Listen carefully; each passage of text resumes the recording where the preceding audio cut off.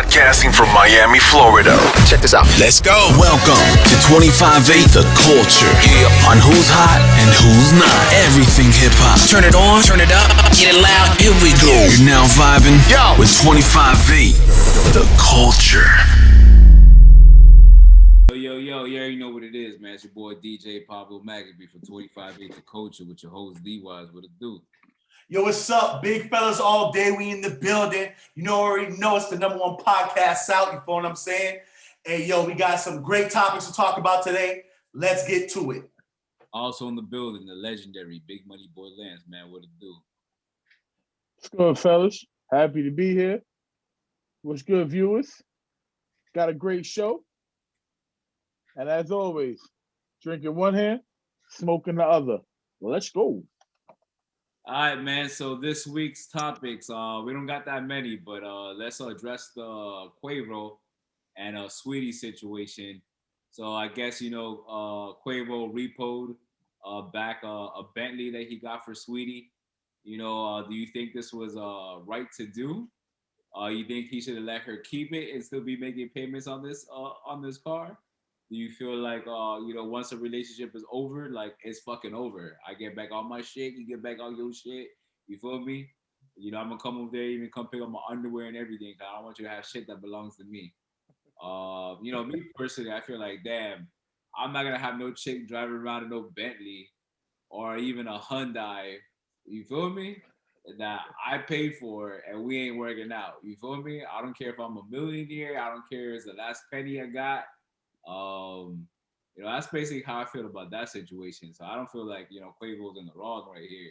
You feel me? Because like I'll be damned if you be driving around this new Bentley with your new man or with your homegirls and just laughing up a whole storm talking about, oh, it was a gift.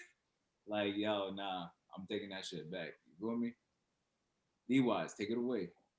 When it's over, I don't know why we just can't be mature, grown adults about shit. When something's over, how about you go left, I go right, and we respect the game, and we just move on. You feel what I'm saying? And in that process, you feel what I'm saying? Here's your shit. Here's my shit. Let's leave what we came in here with this shit. Let's go. And on some real shit, if I was in his shoes, and we're not together no more, it's one thing. If I paid for the whole thing and I was like, it was a gift or whatever, I probably won't be that paid. I can keep it real with you. But if I have to still make payments on your vehicle and we're not together no more, that shit stops. We're not together no more. Either you do two things. You put your big girl panties on and you continue your payments and pay for your car.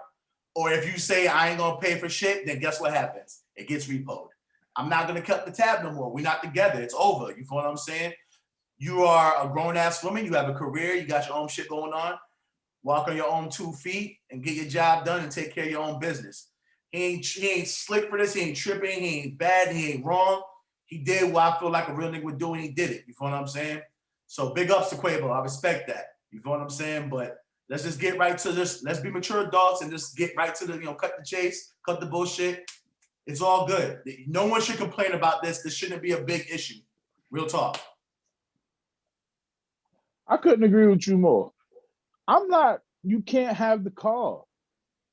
You just can't have the car.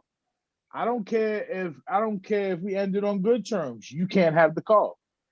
The idea of you trying to stunt on some other niggas, like, yeah, I'm riding in my shit knowing damn well I paid for it, or you got another nigga in the front seat of that shit. No, that'll always be like, that'll always rub me the wrong way. We're not taking back no bags. Like, you know what I'm saying? You probably got like 20 Birkins, so you could keep those. You got the trips. They said the man spent $2 million on her over the course of their relationship. So, if she got to keep everything else and all she took and all Quavo took back with the car, then you caught a good deal, man, especially with the way you badmouthed that nigga. You know what I'm saying? And we know you released that bullshit elevator footage, too. That was some weak bitch shit you did, too, being that we're going to talk about this damn car. But let's be real, the car was out of the question, and I felt like she should have known that. Well, as soon as she started talking that big shit, them car keys should have been on the damn the counter of the kitchen of the house they shared. After that, man, like you said, be adults. Leave my keys there and be respectful about leaving. Don't break my shit. Don't fuck my shit up. Don't kick nothing. Just be an adult. You know it's another nigga in the DMs waiting to upgrade your lifestyle anyway. So all this bad mouth and shit, it's unnecessary. I'm gonna say one more thing too. I feel like what's gonna happen, and it happens in everything. Once you're done with someone, you talk shit about them. Let's be real. I'll be damned if I'm still paying your car note and you driving around talking shit about me to your homegirl or the other nigga you with. That just seems kind of, fragrant right there. That seems fucked up. You know what I mean? So the right thing happened. See, but that's some weak ass shit too, because I don't feel like you need to be talking about that. You know what I'm saying? If everybody broke up on terms, like we said, be adults. Come on, man. That nigga dropped that $2 million on you. You shouldn't have a damn thing to say about you. It wasn't a fucking no Ike and Tina situation. You said you like niggas that pay for your lifestyle. He paid for your lifestyle. You said nigga gotta pay my bills. He paid your bills. Said nigga gotta be romantic. He spent $30,000 on roses. All that shit you said, ain't none of it said keep the damn car. Another thing too, her dating Cuervo, her stock basically went up. So you already know niggas gonna be in the DMs to take care of her. You feel me? So it's like at the end of the day, she's still winning, yo. Her stock got, up. So think about how many videos she posted. Like, yeah, if the man don't buy you Birkins, he don't love you. And look at Quavo be in the back like, think about all the videos, man. Like, yo, that brother was doing some real shit. He was paying the price. Because that's all she talked about, even in the interviews after. Yeah, I'll forgive him if he pay me. Like, come on, man. You got everything you wanted. And then, like you said, your price went up. The amount of niggas that had their eyes on you went up. Don't be surprised if Sweetie ain't with no basketball playing nigga. You know what I'm saying? Some $100 million guaranteed contract ass nigga. Yeah. And we know niggas is thirsty, dog, and niggas gonna be in that DM. So I can already imagine she probably already onto the next one or already has her eyes on whoever that's in her DM already. So, she should be very thankful to Cuervo that her stock went up because of him. Facts. Keep it real, she's gonna have the pick of the litter from whoever she decides to go to. There's probably not damn near one nigga that be like, ew, get out my DM. Like, you feel what I'm saying? Like, there ain't not many people out there that's gonna say that. You feel me? All right, man. On to the next topic. Paul Pierce gets fired from ESPN. He out there gambling, chilling with the strippers, having a good old time, just vibing. You think ESPN did the right thing? You think Paul Pierce was out of line? You feel like he entitled to his own personal life? Me personally, I kind of feel like he fucked up on a professional level just because of, he's representing, ESPN even when he's not, on the show. And, I don't feel like him going to the strip club or gambling and doing any of that stuff is per se wrong. But maybe, broadcasting on his Instagram Live, which he probably has regular fans that are not accustomed to that certain lifestyle, being surprised, probably even seeing this, you feel me? But like him going out and having a good old time, he ain't wrong for that. But maybe he should use his social media for something else instead of exposing his lifestyle and stuff like that. So, I wonder what's gonna be next for him. You think he still has an opportunity to be somewhat in the announcement hosting, industry still, or he just basically burned his bridges? Well, go ahead, Lance. Okay, my fault. Well, Paul Pierce was terrible anyway. I think we need to lead with that. Paul Pierce is a corny, overrated hater. And with all that being said, as a LeBron fan, I can't stand Paul Pierce. You did a lot of woofing, you know what I'm saying? And LeBron ain't do nothing but bury you. You know what I'm saying? Every chance you get, you like to take a shot at LeBron. I think you said last year LeBron wasn't going to win the championship. You're wrong. Like you is most of the time, Paul. Dumbass. So, yeah, Paul Pierce is just, he's a lame-o. He wasn't good at the job. As far as the video, bro, you're Paul Pierce, man. I think you're past the fucking Instagram Live stage. That's just me. Like, you a pro baller. You've been doing this for years, bro. Corny as you is, I thought you knew this. and unless you wanted to get fired, because that's always an option. You know what I'm saying? But I can't see Paul Pierce giving up that money to just chalk basketball, the sport that you love, for something dumb. As far as burning his bridges with ESPN, absolutely, I believe that bridge is burned. Maybe he gets a shot somewhere else, but I did hear that an adult channel or something like that offered him some good money to do a sports show with strippers. I don't know how real of an option that is, but Paul Pierce don't need to be announcing no games anyway. He don't need to be an analyst. He don't need to be shit. Get away from TV, man. Just go home, enjoy your fame. This ain't it for you. Not at all.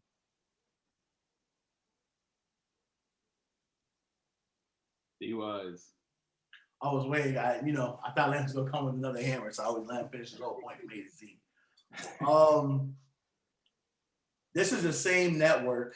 And first of all, let me say this before I get to that. What he did, I have nothing morally. There's nothing wrong with what he did. He went out and partied. Supposedly he was smoking something. He had women around him. Was gambling. Best to you, live your life. That's all good. There's nothing wrong with that at all. Let me get that out on the table right now. But what I will say is you have to read the fine print of the contract. This is how ESPN gets down. It's the same people that suspended Stephen A. Smith when he put his opinion on something when the whole girl things of, the misconduct, the Me Too movement was going. He said women. He said his opinion on how he felt about something. They suspended him. ESPN is the same people that when LeVar Bell said something to Jalen Moses' wife, Molly, and I didn't take it sexually at all. He was just saying, you can switch up gears whenever you want to. They say, LeVar Ball is now banned from ESPN.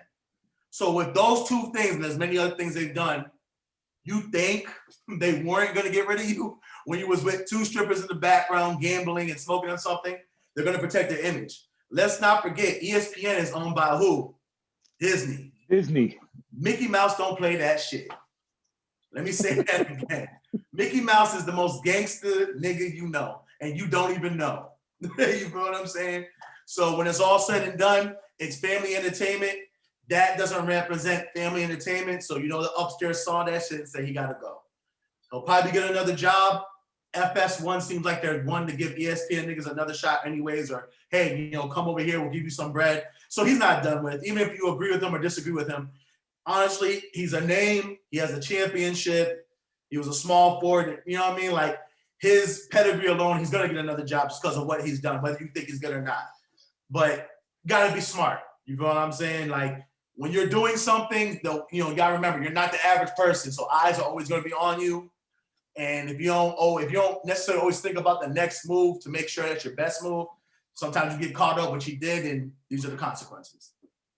I'm gonna be honest with you. I like the route that you chose because ESPN do be on some bullshit. ESPN will suspend you just because somebody that don't have nothing to do with the situation said something. Because he did get suspended. I'll never forget. This one made me upset. He was suspended because he said in situations of domestic abuse, like women, when you see the situation escalating, maybe don't continue to allow it to escalate and fall back. And I think the lady's name is Beadle. I cannot think of her first name. I think it was Michelle Beadle. She complained about it like 4 hours later. And just like the good old boy Stephen A is, he said, well, yeah, I said something and some people got upset. And he took his suspension like the good old boy he is for ESPN. So ESPN do be on some bullshit. So I agree with you 100%. Paul Pierce should have seen this coming. 2000, he should have definitely seen this coming. But ESPN, you on some bullshit. You need some new talent. You need some people with original thoughts and some people that actually see the game for what it is. That would help you tremendously.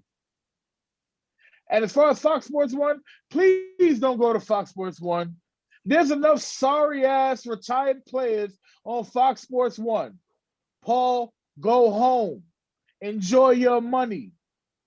This analyst world is not for you. And another thing, Paul Pierce, because, man, I feel like you allowed Draymond Green a lot of life when you allowed him to hit you with that "you ain't Kobe" line when you was sitting on the end of the bench for the Clippers. I feel like ever since then, my brother, you've been taking a lot of L's. You need to go home and recoup, my man. You looking like Nate Robinson out here, man. Just out, cold, finish. Yeah, I'm gonna just say this to what he just said. Respond. He may not be good at it, but I'll say this: if I'm not good at something, but people are gonna continue to give me a check or something I'm not good at, fuck it. Let me keep going at it. Let me keep swinging at the plate until I strike out. I'm not mad. That's a fact. Paul Pierce, you're overrated. You ain't nothing but LeBron James lackey. You ain't shit. You never was shit until KG and Ray Allen got there. Don't get it twisted. You ain't Kobe. You ain't LeBron. You ain't T-Mac. I'm saying you trash, fam. Overrated ass. All right, I'm done. All right, man. On to the next topic. Yo, so we're talking about equal pay, WNBA and NBA. You know, I believe in equal pay. But if one organization is not making the same money as the next organization, you can't say, well, I'm not getting $100 million paycheck compared to whatever you're getting paid. You go with me? And I don't know where these people are supposed to get the money from to, pay you the same as LeBron or, one of these your superstars. You got to fill these seats, these stadiums, play the same amount of games, and make the same amount of numbers in order to, to make the same equal pay. But I do believe in equal pay. All right, take it away, B-Wise. All right, check it. The WNBA players are very talented. This is not taken away about their skill set. This is not taken away from what they do. They will come out here and bust a lot of you niggas out here that say you this and that. I'm not going to take away from their skill. Now that's said and done. There's no fucking way you can get paid as much as the NBA. It's not happening. These are simple facts. Every time I see a WNBA game, and I'm not going to act like I watch it 24/7, I have yet to see a sold-out crowd in a WNBA game. I haven't seen it. I barely see the jersey sales go up. This is revenue that helps pay you guys. I don't see a lot of jersey sales out there. You see a few from women that are aspiring to be, players and stuff like that, but their sales are low. Their sponsorship is not there. You know what I'm saying? There's not a lot of people sponsoring it. Overall, I gotta be honest, and this is just my opinion, it's not as entertaining as the NBA is. Now, you can take that as you want to, and I'm not saying it's not entertaining, but it's not on the level of the NBA. Let's remember that the WNBA was going to go under. It was done until the NBA came in and said, we're not going to let that happen. You will be our sister company, and we're going to bring you under our wing. And from that point on, you started seeing the WNBA players participate in their all-star game. You started seeing the WNBA players participate in, their three-point shooting contests. They have a skills contest when they take girls, all the LA teams. So one legend, one superstar right now, and one WNBA player get on a squad, and they have a team points thing. They adopt them, and they're trying to bring them up, and they gave them money to help their revenue so they can get more commercials. They get the superstars of today and say, hey, watch the girls put in work. They did that. And still, it's not pushing it up to the level where they can get paid the same. Sue Bird, probably the greatest WNBA player right now. LeBron James, the greatest up there. They had a chart where they showed all their accomplishments. It's the same thing. LeBron's championship bonus was more than Sue Bird's contract. But the revenue's there for LeBron to do that. You feel what I'm saying? LeBron, without that, LeBron has shoes alone that probably sells more than any of the, you can probably put all the WNBA players that have a shoe deal together, and it's probably not as good as any top star that's got their own shoe deal in the NBA. If the revenue's not there, it's not a complaint. You got to understand what it is. To put it in layman's terms, if I'm a lawyer and you're a lawyer and we both go to school, we got the same amount of years, we both went to a good, let's say we all both went to Harvard, so we're at the top of our shit. You got hired at a top law firm in New York that's got a New York office, an LA office, an Atlanta office, a Chicago office. And you, the next person, becomes a public defender. Guess who's going to have more money? We have the same education. We have the same skill set. We graduate from the same place. I went to the spot that's going to allow me to get more money because I'm a part of a bigger law firm. That's how you got to look at this. That's what I'm saying. It's not about, what you deserve. It's about what's available to you. Go ahead, Lance.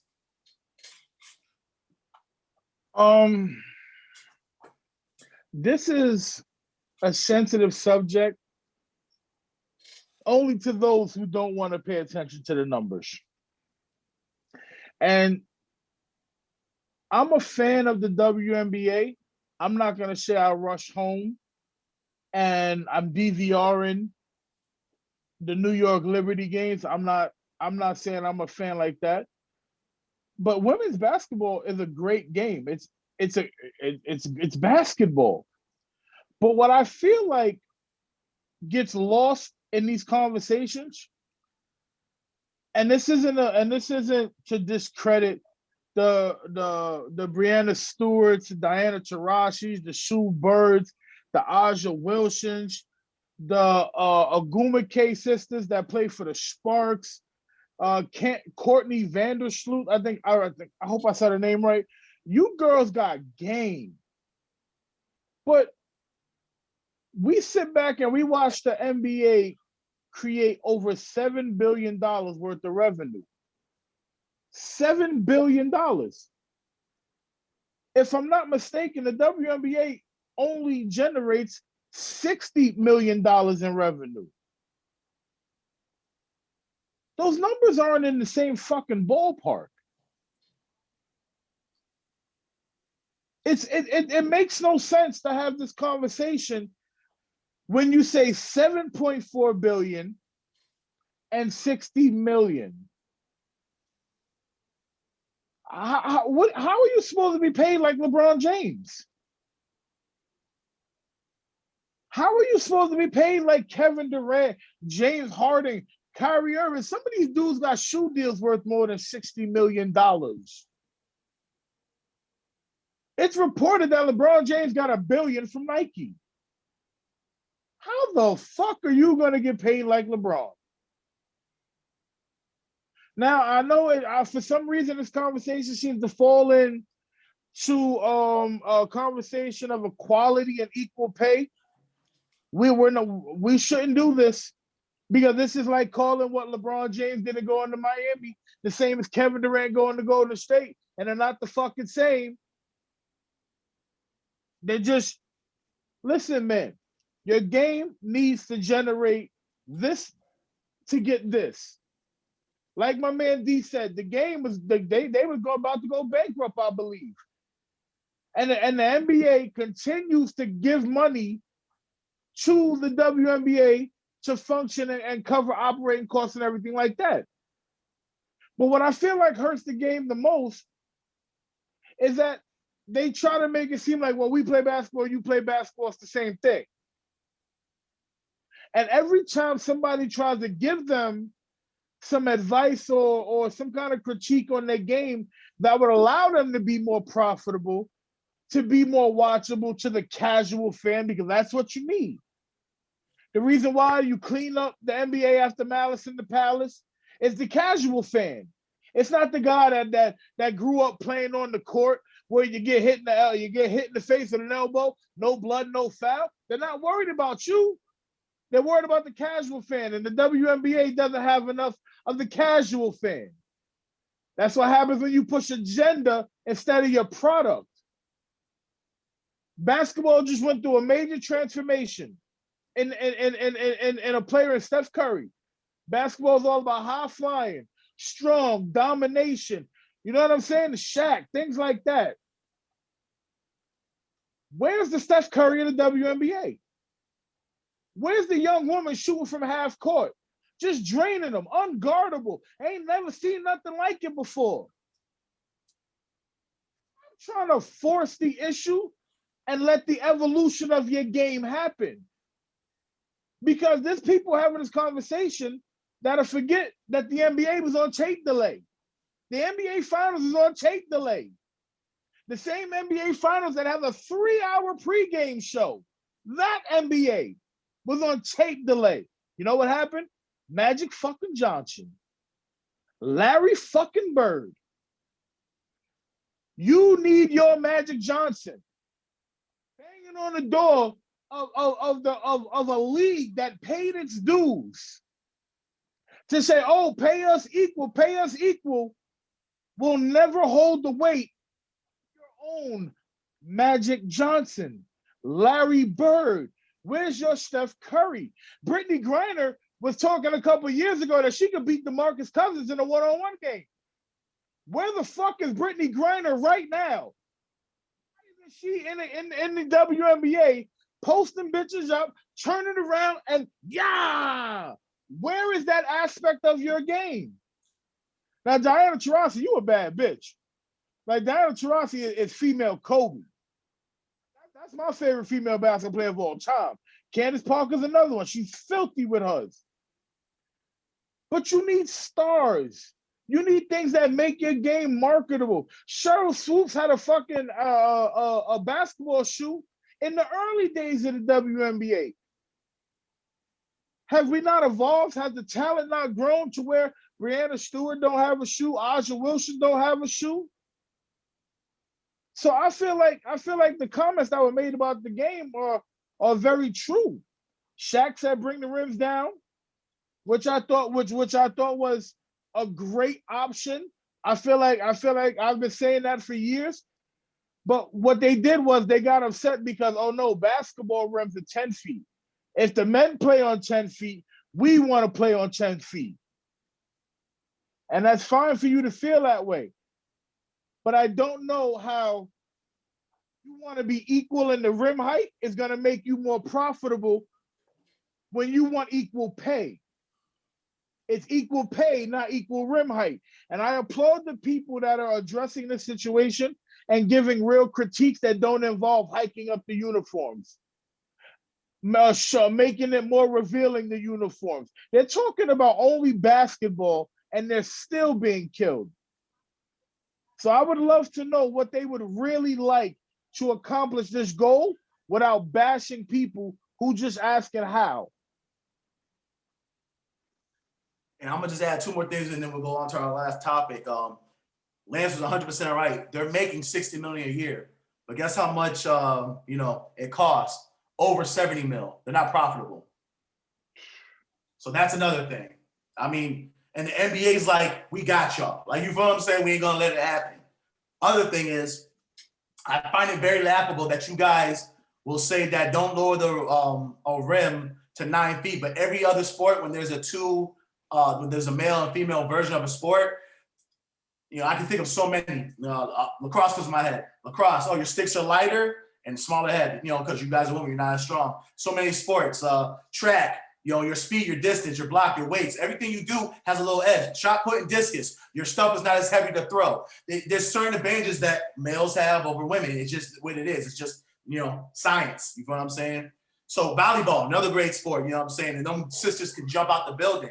Their net is lower than the male's net. You know what I'm saying? There's so many things like that. But I laugh at this, not because it's not, I'm not trying to disrespect you guys. If you guys want to be like that, your guys' basketball is smaller than the men's basketball. So if we've already accepted that your basketball is smaller, we can accept that maybe your rim needs to be lowered. It's okay. Like I said, we're trying to make you guys like, we're trying to make it entertaining. I'm telling you right now, if I turn on ESPN and I saw a sister catch a windmill, I'm going to tweet about it. I'm going to text about it. I'm going to talk to people. If I see a girl dunk on a girl that tried to block her shot, and she shits on her face after she hangs on the rim, I'm going to be like, yo, I'm going to play it over again. Like, yo, look at this. This was disgusting. You know what I'm saying? That's what we're trying to create. And the fact that they no disrespect to Candace Parker, she's great. I love her game. But when Shaq suggested, let's just lower the rims to 9, he said on national TV, for what? Shaq's like, so that way we can get more dunks. That's what this game's about. Highlight reels. When they do the top 10, women will be on there more often. She's like, wait till my kid comes around. She's going to be drop step dunking. It's coming. No one wants to wait for tomorrow. Tomorrow's not promised to nobody. We're trying to get you profitable right now. You guys are losing money. Who wants to wait another 10 years? Do you guys got it? What if Adam Silver steps down as the commissioner, the next person's like, we're not supporting them anymore. I want to pay our guys more money. It's possible. See So what you see what you see what you just said there? How she said, watch, my daughter will be drop, step, dunking and all that. That's the evolution of the game. You gotta pay your dues. Nobody, Charles Barkley, this is a great example. Charles Barkley is 10 times the player of Draymond Green. 10 times. Draymond Green has made more money playing basketball than Charles Barkley. It's not because he's better. One of the greatest lines in hip-hop history, shout out to Fab. It ain't about the time in. It ain't about the time in. It's about the time in. You know what I'm saying? I butchered the fuck out of that line. yeah. You know what I'm saying? You know what I'm saying? But you gotta pay the dues. When it happened, boom, let that shit happen. Magic Johnson not making what Kyle Lowry making. You know what I'm saying? When the time in is right, WNBA, y'all money's gonna skyrocket.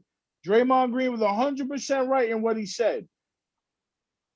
Change it, motivate, change the game a little bit, make it more profitable, make it more marketable, and then you'll accomplish your goals. Just banging on the door saying, give us the same thing is never gonna work. Maccabee, bring us home, bro. What's next? All right, so it's now to our last topic, man. So with sad news, the passing of the legendary DMX. DMX stands for Dark Man X. So I'm gonna let you know real quick my introduction to. Well, let's go back. So this week, somebody posted a song about DMX. I just thought they just posted a song to find out he was in a coma. You feel me? No brain function at the moment. We've been through this sort of emotional roller coaster that he passed, and they said he was alive, and now it's official that he has passed at the age of 50 years old. It's a very sad day for hip hop, man, because I think everybody probably kind of messes with DMX in a way. I don't feel like anybody really has anything bad to say about him because he wears his heart on his sleeve. You feel me?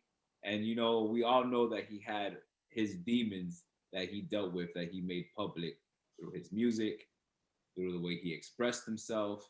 And even some of ourselves, we have demons that we are trying to deal with ourselves, and we've seen him deal with his demons in the public eye, which is very difficult. And we don't know what demons that he was dealing with, has dealt with, and what's going on in his life. It's sad to see him, lose his life this way, because 50 is still a very young age, and I've lost three people this week, and I'm like, yo, and those three people, including DMX, still had shit to do, and still had plans to do something, repair relationships, build dreams, fix things, become a better person. And this is an eye opener for myself, and I hope for other people as well. Like, time is very valuable, and you don't know when's gonna be your last second here. You feel me? So you should take time to work on your demons if you can. Take time to better yourself, and take time to to love the people around you and to appreciate the people around you as well. And the reason why DMX hit so hard for me, because in 96, September 13th, 1996, Tupac Shakur passed. You feel me? And Pac for me was like a father figure for me. I didn't have a father growing up, and to me, he was what I looked up to was Tupac. You feel me? And and at the same time when Pac died, it was like DMX kind of hit the scene, and he was kind of looking like Pac in a way, bald head, a lot of energy, and stuff like that. So it was like, he came in and kind of filled that void for me when Pac kind of left. And his unique energy, I had all his albums, I bought them, original, you feel me? And all the prayers that he had on his albums, they were just so powerful. And this is what set him apart from other artists that just gave you a cool song, a vibe to listen to. you felt that you were connected with him, or at least you felt him. Like you're like, damn, you may not understood the hood or maybe a certain environment or whatever like that, you know. So you know, his legacy was very impacting on my life.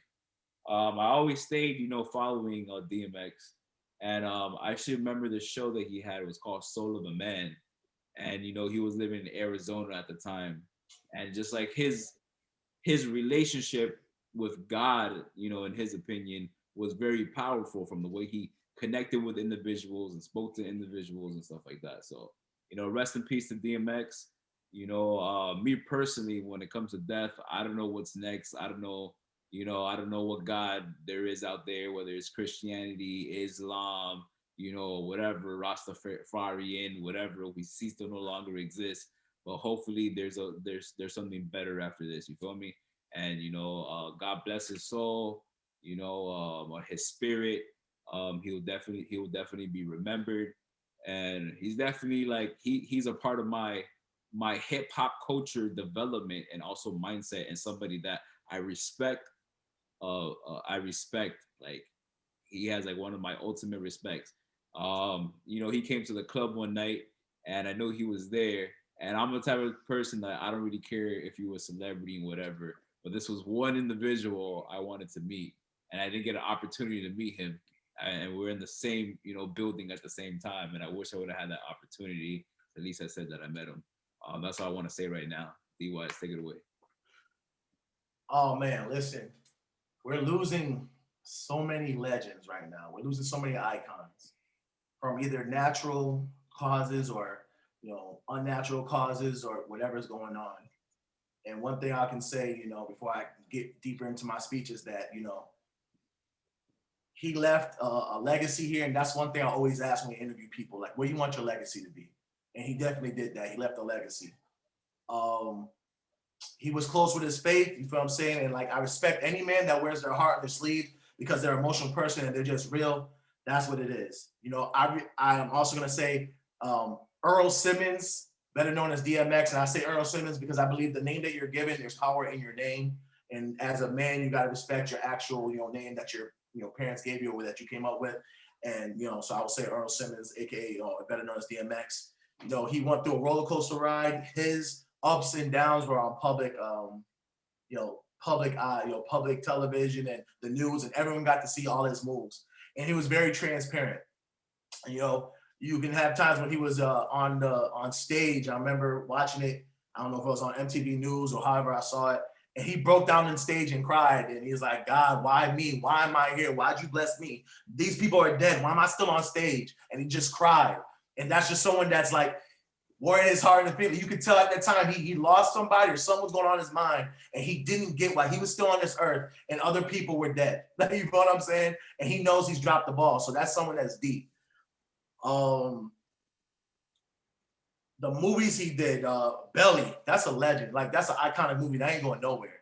You know what I'm saying? Romeo Must Die, Exit Wounds, Cradle to the Grave, Last Hour, and The Soul of a Man, like Maccabee just said. Those things will always, as you saw it, you saw like not his acting. Soul of a Man, you saw the real man. You saw, that might have been the first time a lot of people got to see Earl Simmons. You feel what I'm saying? Be it him, act up, say what it is. And I love that he never bit his tongue. When he felt some way, he felt that way. You feel what I'm saying? And I had the honor, because I was working at that club that Maccabee was talking about, that I met DMX. And that shit was dope. Like, I don't get starstruck. That's not me. I never want to ride on anyone's dick. You feel what I'm saying? I look at everyone like, yo, me and you breathe the same air. We're both men. But me and him, this nigga had an aura about him. And you can feel aura about people, period, when they got good. Like, they're just a good person. You know what I mean? They got a good soul, whatever. Nigga had a great aura about him. And nigga wasn't fake on anything. You feel what I'm saying? I remember he just saw me and a couple other niggas, and he was like, yo, what's up? And we just talked about some New York shit. We were talking about this shit. And he was just like, yo, man, goddamn, y'all some big niggas, man. This nigga really bang on bacon, nigga. This nigga really has a raspy voice 24/7. Ain't no act, no nothing. That is him. Niggas really like, yo, where the bathroom at? Like, that was his energy. That's what he was. He tried whispering, but it was still raspy. Like, this nigga was all that, man. That nigga was authentic to the T, yo. And I'm also gonna say, like, yo, it's dark and hell is hot, And then the same year, Flesh of My Flesh, Blood of My Blood, both dropped in 98 and both won gold the same year. Like, this nigga was a genius. I love the void he filled. I love his energy, his lyricism, his message. I never skipped on a DMX song. You know, I love the artist. I got to know the man. It was an honor that I got to meet this brother. Real talk. You feel what I'm saying? And we lost one of the good ones. And even how he told people that, you know, niggas don't remember. Like, I remember when it was Jay-Z and DMX, who's gonna be the one that really holds the crown. And I remember it was like right here, like, yo, I don't know, I'm not gonna call it. And I remember, you know, the drugs got to him. He shared the story that he was smoking weed and someone laced his blunt. And after that, he was addicted to crack. You feel what I'm saying? So, you know, that's all the things I can remember. Whatever's next, like Maccabee said, I don't have the answer for it. But I gotta say that, man, like, when you touch somebody, like, his legacy there, for all the music he made, for all the people that you hear talking about how great of a person he was and what he did and stuff like that, I gotta believe that, you know what I'm saying? He's in paradise, wherever that is, and just happy with everything. You know what I'm saying? We lost him too soon. Rest in peace to the brother. You're gonna be missed. I'm gonna miss watching you perform. I'm gonna miss the movies you're in. I'm gonna miss you in general. And you know what I mean? Blessings to his family. And to end everything also, tell everyone that you care about. Like Maccabee said, you don't know when your last second is gonna be on this earth. So make sure you tell everybody that you care about. Hey, I love you. You feel what I'm saying? Make sure you talk to them. Make sure what it is. Make sure you get your peace right. And if you have any demons, try to beat it best you can. Get rid of them shits, because, you know, tomorrow could be the last day and you just don't know. Oh, facts, man. We can't keep losing these legends, man. Like, this shit is taking a toll, man. Like, we are losing iconic figures. Shit, we lost Hagler not too long ago. Like, we are losing heavy hitters in this community. But the funny, not the funny, I'll say what I've taken from this right now is Dmx died at 50. He lived longer than Tupac, Nipsey Hussle. And then we still sit here and go, damn, DMX has so much to do. And like we lost Nip, what, 32, 33? It's like, man, just thinking about what these people, how much they had left to contribute and how early in life we're losing them. It was unreal. Some of my personal favorite rappers of all time have literally passed in like the last 5 years. It's mind-boggling. I lost Nip, I lost X, Shanks. I'm a major fan of King Shooter out of Queens. It's too much death in this hip hop community, man. And it don't matter what you think about his personal struggles. Yo, his impact on this music, man, there's no way this hip hop game looked the same if X isn't, if we're not blessed to hear DMX on the mic. I don't care what nobody say, man. Y'all could talk about the Jays and all that being the GOATs and all that, man. Yo, X is that guy. If we talking just bars and just the music that we putting out, you ain't putting nobody above DMX. You know, or there's a very short list you put above him. I feel like we were blessed to see him do the verses against Snoop. That was a fucking blessing looking back on it. It was good. It was good to see him healthy. He looked healthy. He looked happy. It looked like he was really like getting his life together. So it's just tragic, man. It hits home. It sucks. It sucks that I want to say it's unclear in the reports of how he passed. Some people were saying it was a drug overdose. There's been reports disputing that. There's been other people saying that the vaccine did it. Whatever it was, we lost a legend, and it fucking hurts. Yo, rest in peace, DMX. Yeah, man. You know, you mentioned Nipsey Hussle too, right? So this week, you know, I saw that it was the anniversary of his death, right? And you know, what the thing is that I want to let the viewing audience know is like, look, you don't know how much time that you're gonna have left. You feel me? because it's like, yo, Nipsey Hussle, he died because somebody was hating on him and wanted to take his life. And then, like, yo, it's like you never know when somebody's hating on you, they're jealous of you and want to take your life. Also, we lost Prince Marky D. You know, he died from a heart attack. So it's like, yo, sometimes we take our health for granted, and we should be working on our health and things to, you know, to better our health. So it's like, man, sometimes you may take your own life by not being healthy and stuff like that. And then, you know, we have this DMX situation that we don't know if it's a, you know, a drug overdose, if it's related to the vaccine, or related to, you know, to other things. So it's just like, yo, I just want the audience to know is like, yo, don't take your life for granted. You know, spend time with your loved ones, and also too to be prepared. You know, like a lot of us in the community, we don't have like life insurance, or, you know, certain things that are in place, or a living will, that if something were to happen to you, this is what you want done after your death. Because, you know, like, we go out and we on the street, and we're just assuming that we're gonna come back home. Like, you feel me? Just like, yo, I'll see you later, man. I'm gonna go run to the store, and then you run to the store, and an accident, or, you know, something tragic happens, and then it's just like, yo, we, as young as you think you are, as old as you is, like, yo, you need to have a willing a living will ready, just in case, so you could have you know, your wishes taken care of even after your death. Like, hey, look, I want this person at my funeral. I don't want this person at my funeral. I want a blue casket. I want to be cremated. I want to make sure, you know, this bank account, this money goes to so and so, and stuff like that. So, you know, we also need to be financially responsible, and responsible for our families, to have those plans in place to take care of our loved ones even after we're gone.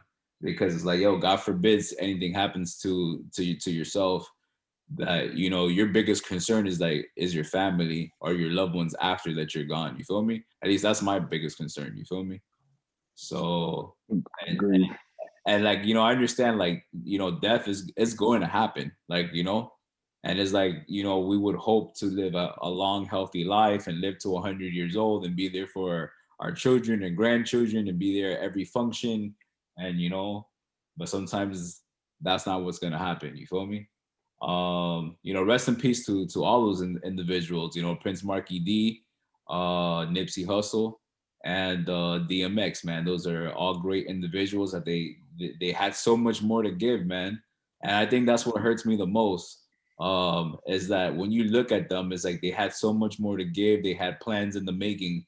And also too, when you know, this makes you look at yourself in the mirror and be like, what more do I have to give? You know? What other plans do I have that I wanted to put out? You know, as in, you know, generational wealth, buying real estate, starting a business, doing that, you know, being there for functions, you know, walking your child down the aisle, or doing stuff. And it's just like, what are you doing to sabotage your destiny, or what's not helping your destiny? Because I had to look at myself, you know, these couple of days, and I looked at photos of people that I saw that pass, and I was just looking at them as like, bro, you know, I'm pretty sure he was planning on going to work tomorrow. Like, you know, I'm pretty sure he was planning on his daughter's ninth birthday party, but now, you know, somebody has to break that news to him or her, like, yo, they ain't coming back, or you feel me? And then now those individuals are gonna have to continue a life without them. And, you know, when it comes to death, man, you know, I don't understand, you know, God's plan, or this universal plan, or this creator's plan. So, you know, I don't even try to front and be like, well, this is God's plan or whatever, because, yo, I'm just, you know, I just be like, yo, I just don't know. And I hope the creator, whoever, you know, designed this whole world, they understands that, like, I'm just in a position that I don't know what you're trying to do, or if I'm doing right, or if I'm doing wrong. But you know, if I could control it, I would, you know, want to be here as long as possible to make sure I can, you know, put out a good plan for my generation, and for my seed, and fulfill the impact that I think I would want to fulfill. You feel me? And I know for me personally, you know, I don't want people to get caught up in the street life and to live a fulfilled life and they get caught up in certain things. That's my plan or destiny for me. You know, hopefully nothing takes me away from my child or my daughter and whatever like that. But you know, rest in peace to all the all the fallen soldiers that have passed. And you know, that's all I wanted to say on the show for today. What's your favorite DMX track? Oh man. I'm gonna say "Slipping," bro. Slipping, that's a banger. Yeah, I just remember being a kid, like playing that song, you know, a lot. You feel me? You know, obviously DMX got us all hyped with the first album, "It's Dark and Hell is Hot." You know, that red CD. That you know that shit is just timeless. You feel me? Just the aggressiveness. You know, the motorcycles, the dogs, the ATVs. You feel me? You know, even wearing jumpers were cool back then. You know, crisscross and you know DMX. Now you wear some overalls, nigga look at you kind of funny, but but back then, you know, DMX could still rock some overalls and some Timbs. Ain't nobody telling X anything. You know, not then, not now, not ever. What you got, D? Damn, this is hard. Cause like I legitly didn't skip on. Oh man, I gotta come up with an answer. Yeah, all the prayers were dope too. Like you know, like facts. Know, always felt like he was talking to God for real, man. You feel me? And I don't want to do this because I feel like if I pick one, I'm gonna disrespect all the other songs. Oh man! All right, so go ahead. Go ahead. No, I got to. Because you asked me a question, I got to answer it. Damn, I was gonna say, you ain't gotta pick one, man. Because even me, man, like I just got me a top 3. Like Damien, Let Me Fly, and Bring Your Whole Crew. Like all those fire. But I'm telling you, Blackout with the Locks and Jay-Z, that shit was ill. Facts. And that's because you made me. I was like, yo. But the shit you just said, like, yo, I didn't skip DMX. I did not. He's one of the people, like, I did not skip his songs. Like, and I still not, by saying that, I feel bad that I didn't choose a song you said. That's how good X was. Man, you can keep going. You can keep going, man. It just, those are my top 3. Like, when I think of X, I just, okay, yeah, those are the first 3 that come to mind. But it could have been so many records you could have chose, man. That dude was on fire. On fire. The Rough Riders was a whole movement. Like, come on, man. This shit was real. Rough Riders anthem alone wasn't a joke. Like, nigga, I can listen to that too. Yeah, that shit is they said that shit is number 1 on the iTunes already. Yeah, I don't know if you remember, but like in school, we used to have these JanSport backpacks, right? And we used to take off the pocket, and then we used to draw the Wu-Tang symbol or the Rough Rider symbol in the back. Facts. Yeah, everybody used to draw the Rough Rider shit. Yeah, man. Yo. Yeah. That was the only group that was like, yo.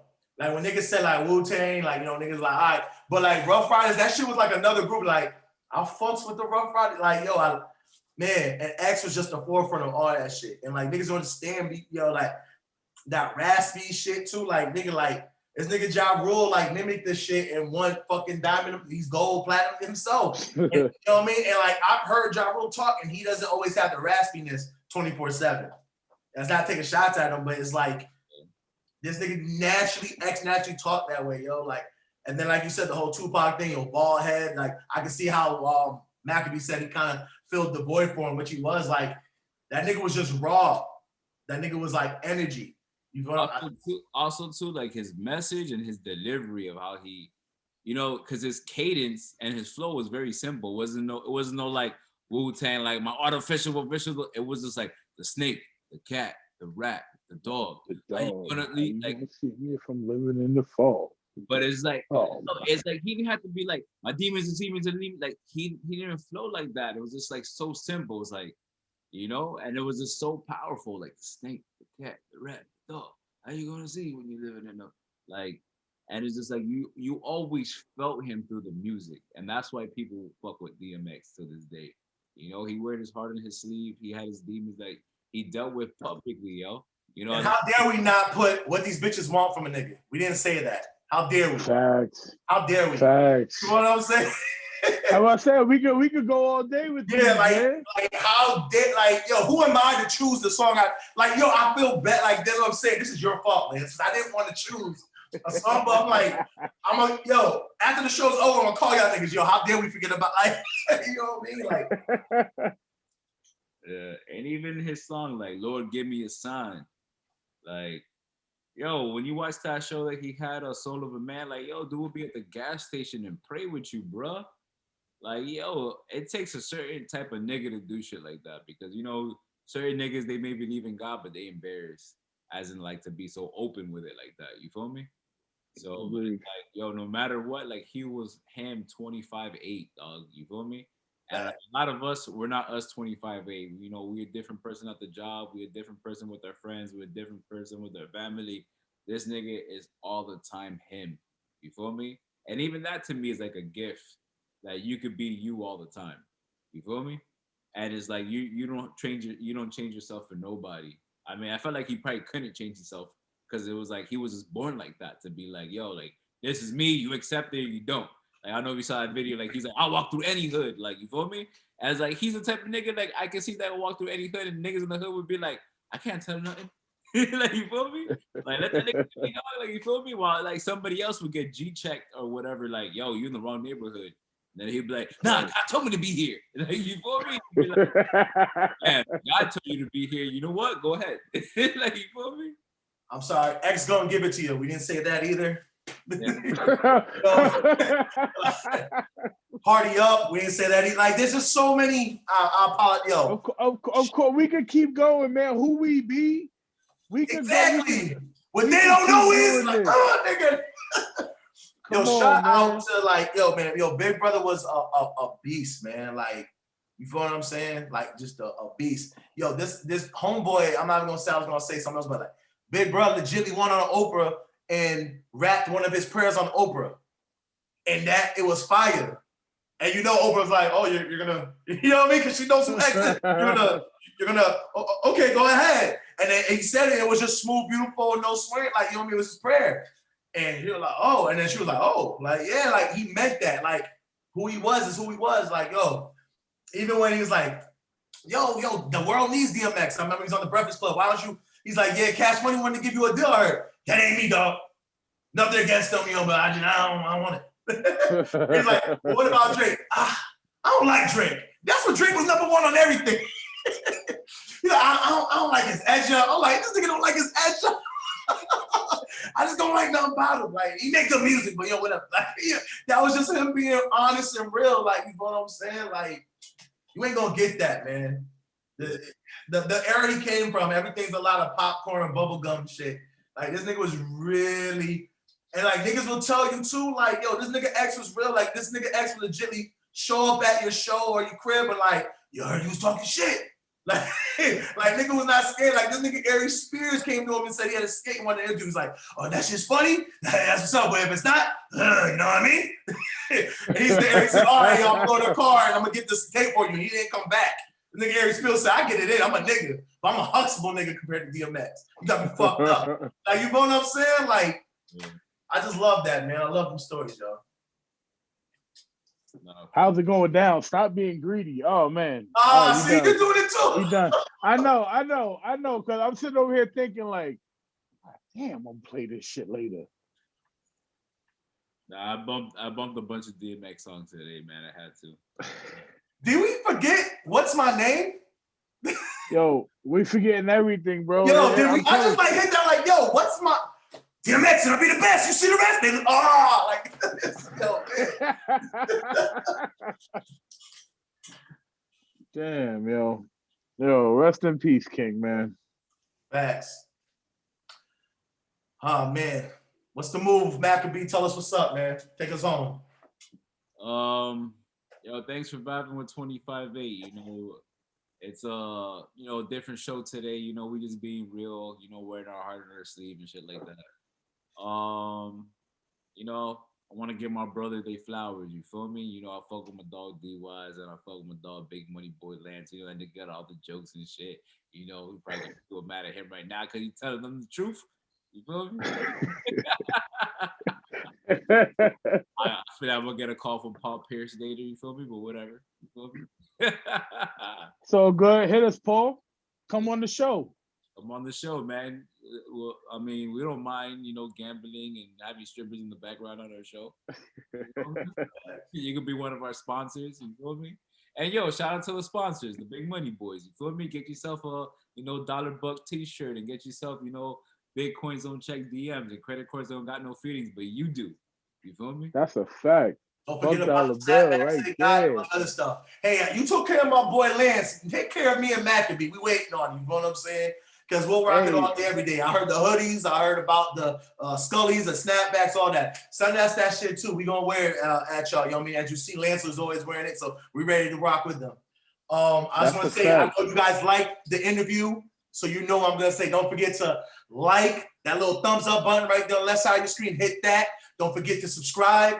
Leave a comment. We listen to y'all. We want the feedback. We do it for y'all, and most importantly, hit that notification bell. When you hit that, every time we drop the newest, hottest shit out, you'll get that notification to watch the newest episode. And yo, I'm D Wise. I'm always your boy. And I just want to say before I say my final piece, you know what I mean?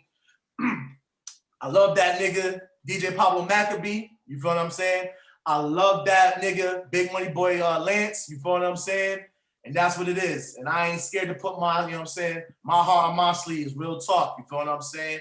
And that's what it is. Your boy D Wise. I'm out. One. That's a fact. Shout out to my crew, man. Love y'all. Love y'all. Love what we do here, man. Lance Draper. And like my Henny. I'm out.